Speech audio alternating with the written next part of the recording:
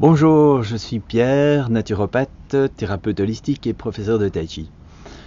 Avez-vous envie de devenir impuissant, d'être fatigué, infertile, irritable, d'avoir des pertes de mémoire et de concentration, des troubles du comportement et du sommeil, des pertes de libido, le cancer ou la leucémie?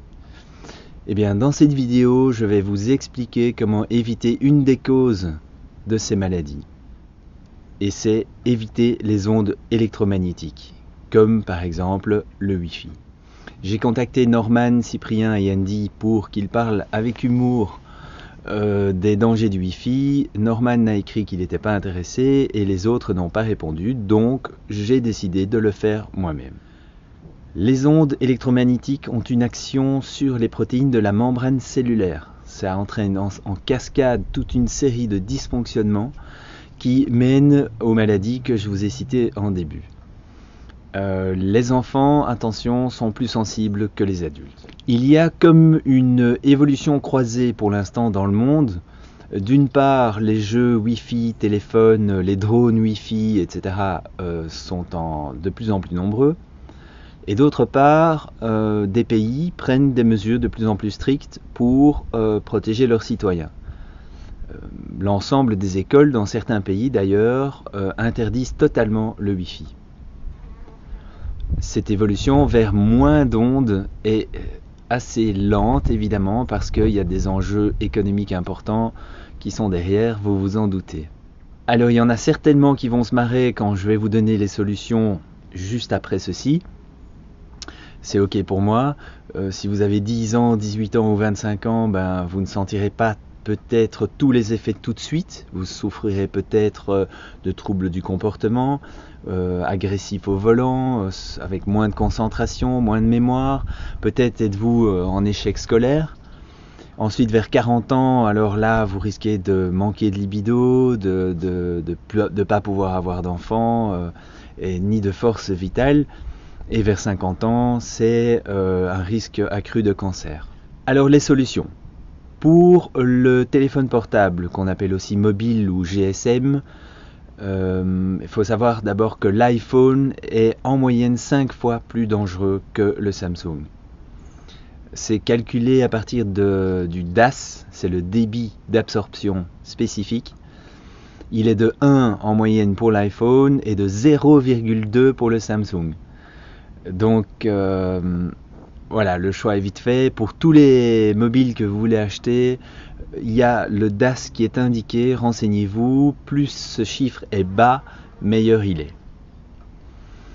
Avec le portable, utilisez aussi la fonction haut-parleur. C'est bien mieux que l'oreillette, et l'oreillette est bien mieux que de le tenir en main et de se chauffer le cerveau directement.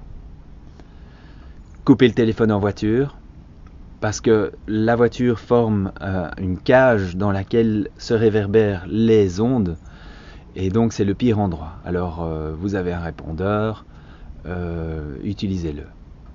Coupez juste pour le trajet.